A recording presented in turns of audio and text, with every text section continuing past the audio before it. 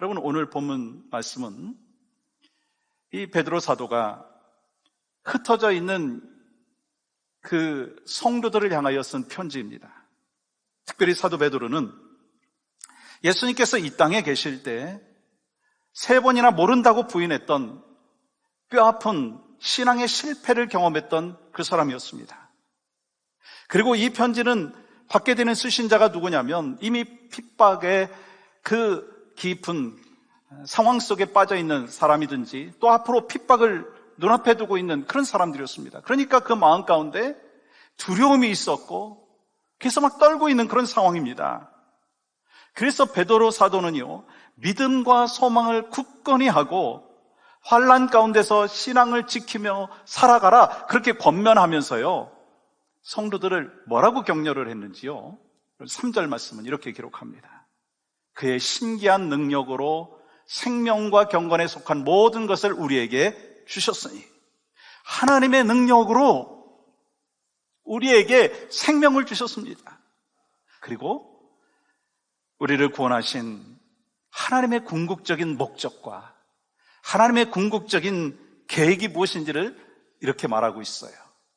4절 하반절 이렇게 기록합니다.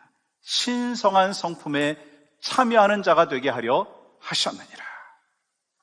하나님의 성품, 예수님을 닮은 그 성품을 갖는 사람이 되게 하기 위하여 또한 당신들을 구원하여 주었다라고 말씀하시는 거예요.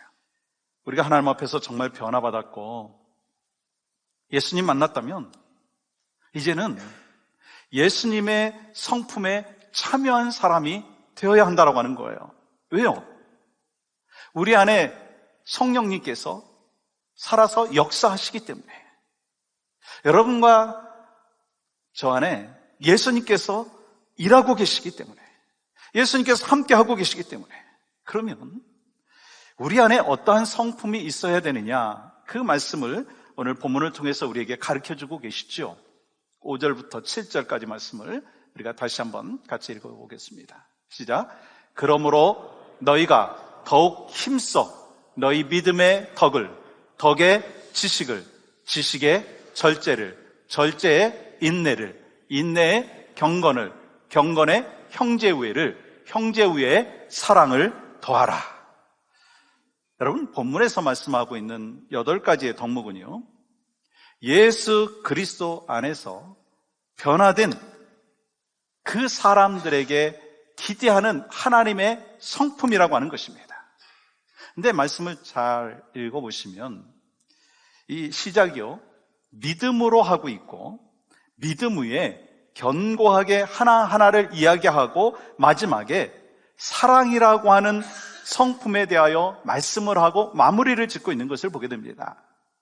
마치 집을 짓는 것과 같아요.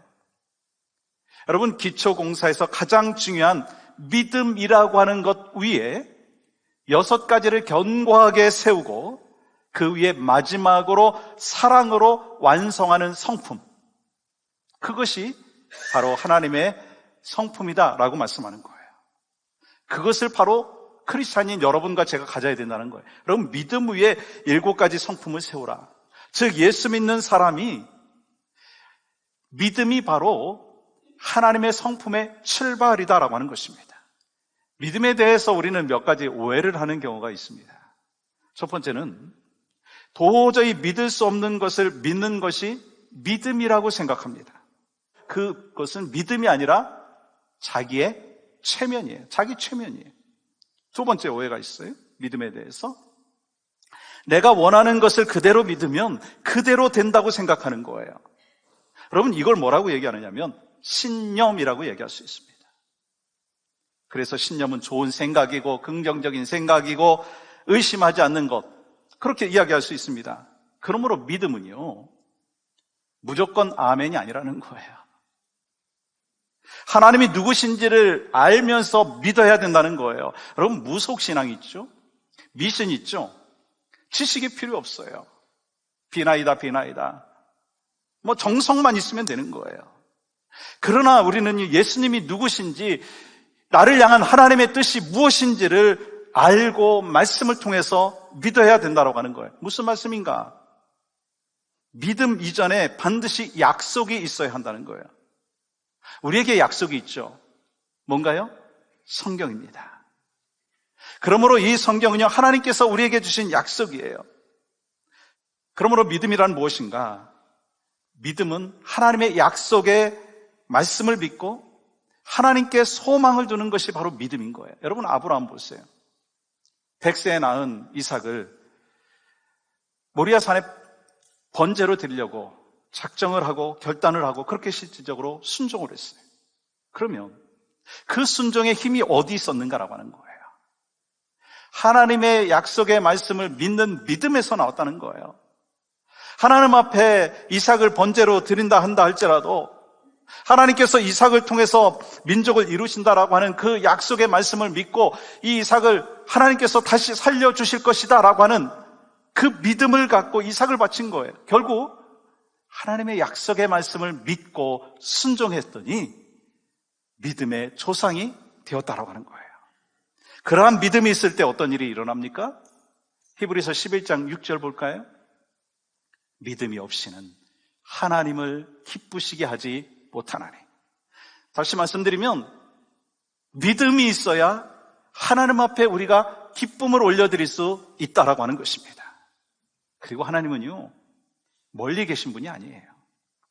나와 함께 하시고 하나님은 나의 기도를 들어주시고 하나님께서는 나의 성품까지도 변화시켜 주시는 하나님이신 줄 믿습니다. 여러분, 다시 말해서 믿음은 우리의 성품의 기초가 된다라고 하는 거예요. 여러분, 예를 들어서 그런 거잖아요. 건물에 이상이 생기면 뭐를 확인해 보죠? 얼마나 파운데이션이 잘 되어 있는가, 거기에서 문제가 있는가, 그걸 체크업하잖아요.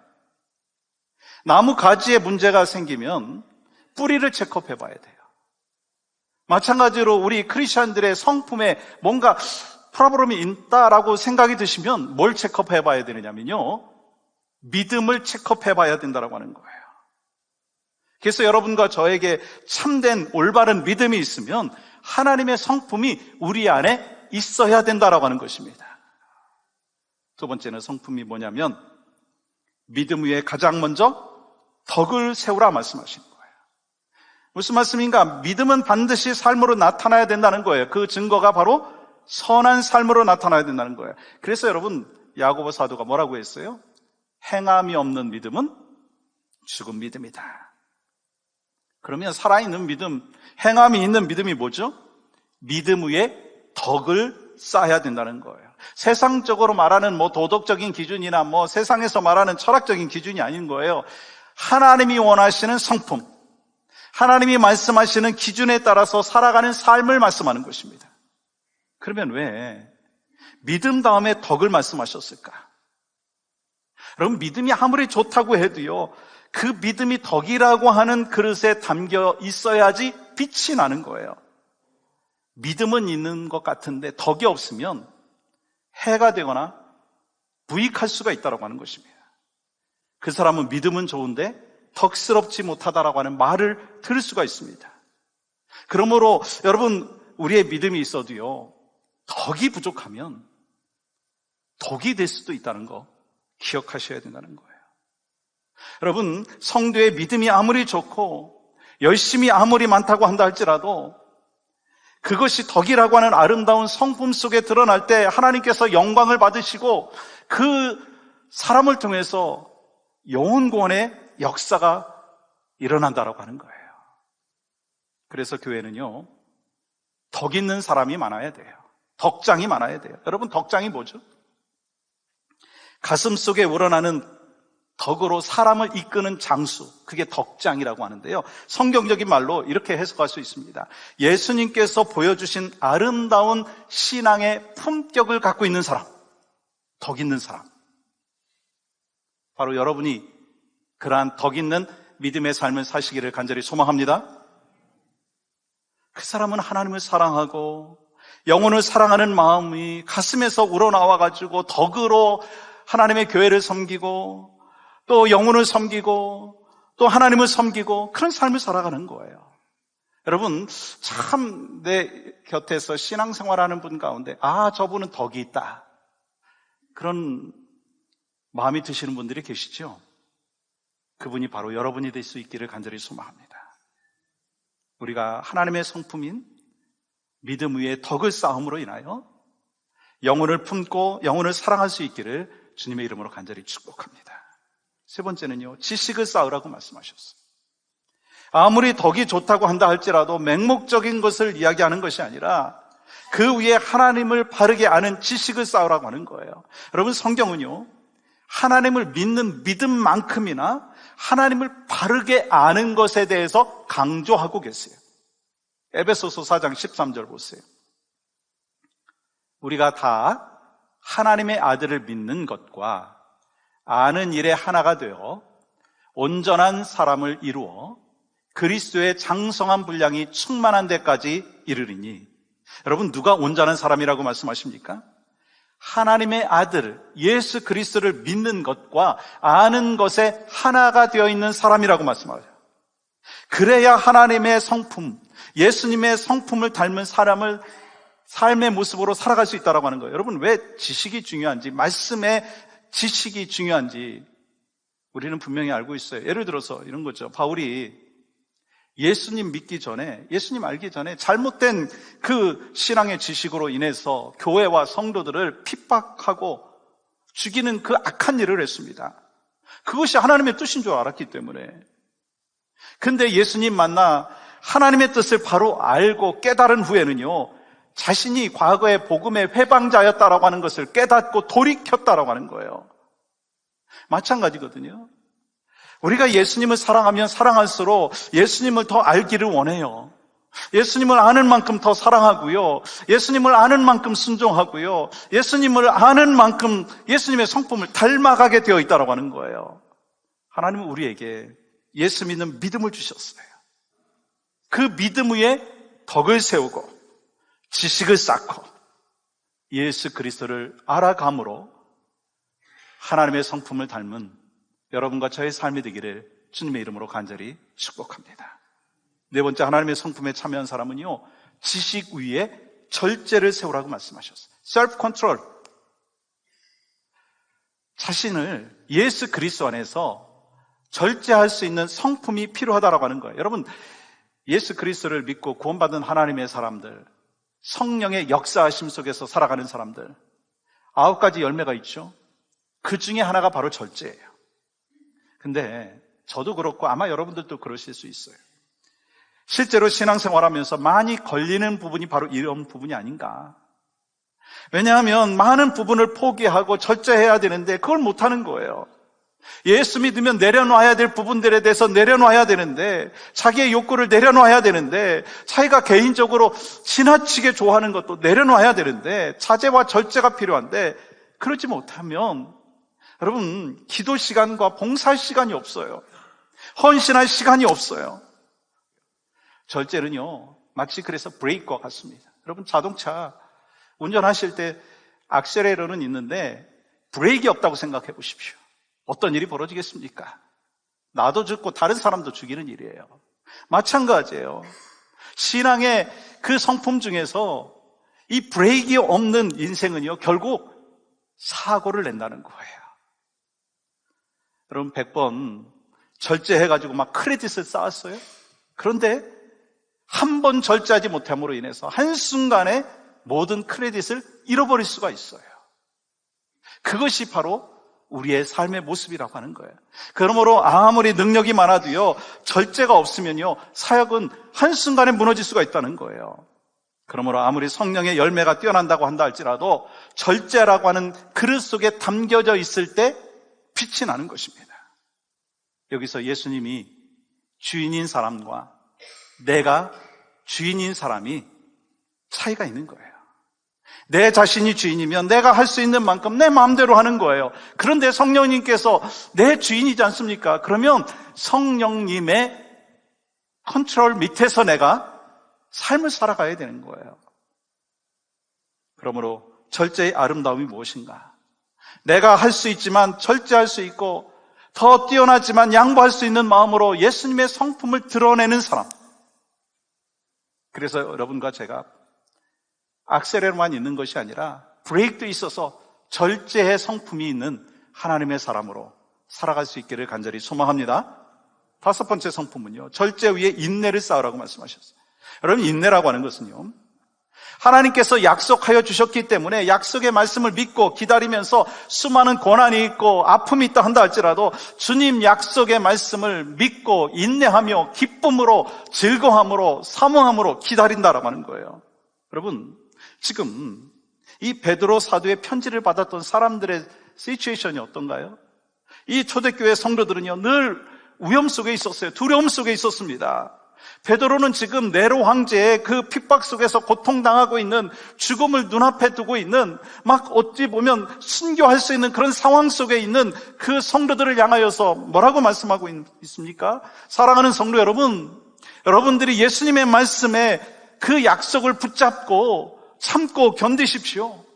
영원한 산 소망 되신 예수 그리스도 안에서 사십시오. 그것을 지금 말씀하고 있는 거예요. 여러분, 우리도 마찬가지 아닌가요? 우리가 신앙생활하면서 이 땅에 살면서 수많은 고난이 있고 아픔이 있고 역경이 있을 수 있습니다. 그런데 그 고난과 역경을 참아내고 견딜 수 있는 것은 하나님이 우리와 함께하여 주시고, 또 나의 약함을, 나의 부족함을 하나님께서 회복시켜 주시고 나의 질병을 치유시켜 주신다고 약속해 주신 그 말씀을 붙잡고 나아갈 때 우리는 소망이 있고, 그 약속의 말씀을 붙잡을 때 우리는 담대하게 주님 안에서 삶을 살아갈 수가 있는 것입니다. 그래서 언젠가 이 땅을 떠날 때 이 주님 안에서 살았던 하나님의 백성으로 주님 앞에 영광 올려드리는데, 전 특별히요, 인내라고 하는 부분에 대해서 우리 형제 자매들을 바라보면서 좀 인내해야 되지 않겠는가라고 하는 거예요. 사실 내가 볼 때는 저 사람은 참 너무 더디어. 아니, 수십 년 동안 신앙생활을 했는데 저 사람은 아직도 변화되지 못했어. 참 저분은 직분을 가졌는데 아니 어쩜 저럴 수밖에 없을까. 그런 것은 혹시 내 마음이 아닌가 생각을 해보십시오. 하나님은 그 형제를 향하여, 그 자매를 향하여 기도하라고 말씀하셨고, 또 그 형제와 자매를 훈련시켜서 하나님의 사람으로 살아갈 수 있도록 나에게 책임을 맡겨주셨는데, 인내하지 못하고 그 사람을 평가했다면, 그래서 그 사람에 대하여 좀 무시했다면 우리의 마음 가운데 이런 마음이 있었으면 좋겠어요. 주님이 나를 인내하심으로 기다려주시듯이 나도 그 형제를 향하여 기다려주고 내 자녀를 향하여 기다려주면서 하나님께서 내 자녀에게, 그 형제와 자매에게 향하신 뜻이 무엇인가를 분별하면서 용납하고 인내해야 된다라고 하는 거예요. 그래서 우리가 믿음 위에 인내를 더해야 된다. 그 말씀을 주님은 오늘 또 하고 계십니다. 여섯 번째는요, 인내 위에 경건을 세우라고 말씀하셨어요. 그러면 경건이 뭐죠? 쉽게 말하면 이런 거죠. 예수님 닮은 생각을 하는 것이고, 예수님 닮은 말을 하는 것이고, 예수님 닮은 행동을 하는 것입니다. 그런데 이 경건은요, 한순간에 나타나지 않더라고요. 내 삶 속에서 계속 나타나야 된다는 거예요. 왜냐하면 참된 경건은요, 경건의 모양이 아니라 경건의 무엇이죠? 능력이라고 하는 거예요. 어떻게 경건의 능력이 생깁니까? 하나님을 사랑하면서, 사랑만이 아니라 하나님을 두려워할 줄 알아야 된다는 거예요. 예수님께서 왜 바리새인들을 바라보면서 그들의 경건에 대해서 책망하셨어요? 그들은 경건의 모양이 있었지만 경건의 능력은 없었습니다. 그리고 자신의 경건을 자랑하면서 다른 사람을 정죄했기 때문인 거예요. 그래서 예수님께서 우리를 향하여 기대하시는 것은 경건한 삶인데, 쉽게 말하면 예수님이라면 어떻게 생각하실까? 예수님이라면 어떻게 말씀하실까? 예수님이라면 어떻게 행동하실까라고 하는 것을 늘 생각하면서 예수님 닮아가는 삶, 그것이 바로 경건한 삶인데, 바로 여러분과 저의 삶이 그러한 경건의 삶이 될 수 있기를 주님의 이름으로 간절히 축복합니다. 여러분, 요셉 보세요. 요셉은 경건한 사람이었어요. 17살에 애굽의 노예로 팔려갔습니다. 그래서 수많은 고생과 아픔이 있었습니다. 그럼에도 불구하고 경건의 삶을 살았어요. 이 보디발의 아내의 유혹에도 단호하게 뿌리칠 수 있었어요. 왜 그렇죠? 주님이 나를 지금 지켜보고 계시다. 주님이 나와 함께하고 계시다라고 하는 것을 믿었기 때문인 것입니다. 그리고 중요한 말씀이 있죠. 디모데전서 4장 7절과 8절은 이렇게 기록합니다. 경건에 이르도록 내 자신을 연단하라. 육체의 연단은 약간의 유익이 있으나 경건은 범사에 유익하니 금생과 내생의 약속이 있느니라. 여러분, 경건에 이르도록 내 자신을 어떻게 하라고요? 훈련하라, 연단하라 말씀하는 거예요. 그래서 여러분과 제가 어떻게 하면 주님 닮아가는 삶을 살아갈 수 있을까? 어떻게 하면 주님께서 행동하셨던 그 삶의 모습대로 내가 살아갈 수 있을까? 나를 훈련해야 된다는 거예요. 그래서 여러분과 제가 하나님의 성품에 참여한 믿음의 삶을 살아갈 수 있기를 주님의 이름으로 간절히 축복합니다.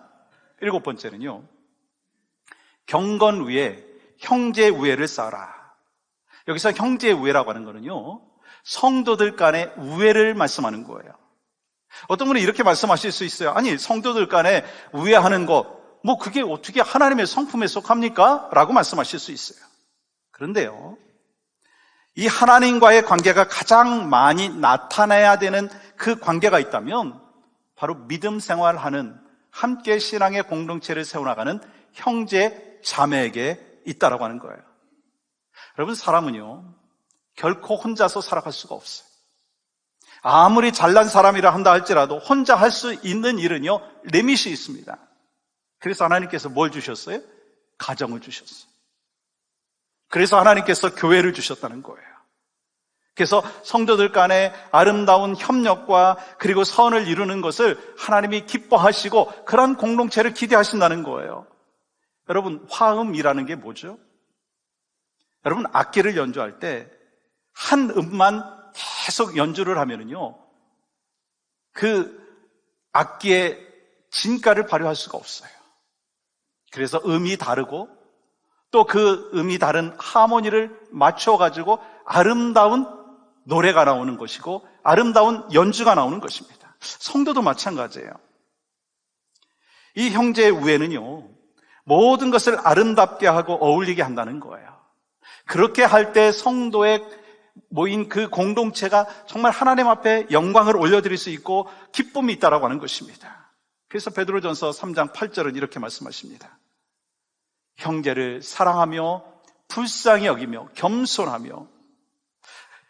여러분, 하나님의 사랑을 갖고 있고 하나님의 성품을 닮은 하나님의 사람들은요, 형제를 바라보면서 어떤 마음을 가져야 되느냐? 그 형제를 사랑하고 불쌍히 여겨야 된다는 거예요. 여러분, 신앙생활 하면서 관계로 인해 가지고 고통을 겪으면은요, 하나님이 나에게 주신 그 자유하며 잃어버리게 되는 거예요. 혹시 여러분이 신앙생활 하면서 교회 안에서 아주 가까운 믿음의 지체들 가운데 좀 불편하다라고 하는 사람이 있을 수 있거든요. 그러면 그 하나님 안에서 누리는 자유함을요, 그 사람과 나와의 관계 속에서 그 소원함으로 인하여, 불편함으로 인하여 내가 빼앗길 수 있다는 거예요. 그러니까 정말 중요한 것이 뭐냐면, 형제의 우애를, 성도 간의 우애를 쌓을 때 바로 내가 그리스도 안에서 자유함이 있고 신앙생활에 자유함이 있다는 거예요. 그래서 여러분, 혹시 성도 간의 관계 속에서 소원하신 분들, 불편하신 분들 있으면요, 주님 앞에 기도하세요. 그리고 내가 먼저 용서하고 용납하고 받아들이고, 그래서 한 마음으로 교회 공동체를 거룩하게 세워나가는 여러분과 제가 될 수 있기를 주님의 이름으로 간절히 축복합니다.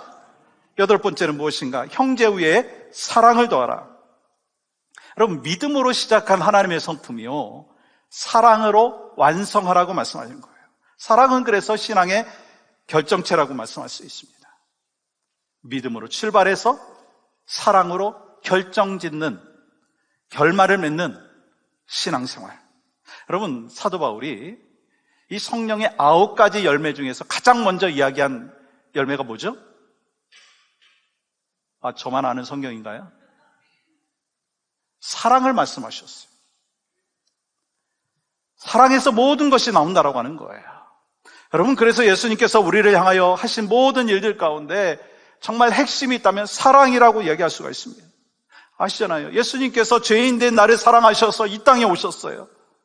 죄인 된 나를 사랑하셔서 무릎을 꿇으시고 더러운 발을 씻어주셨어요.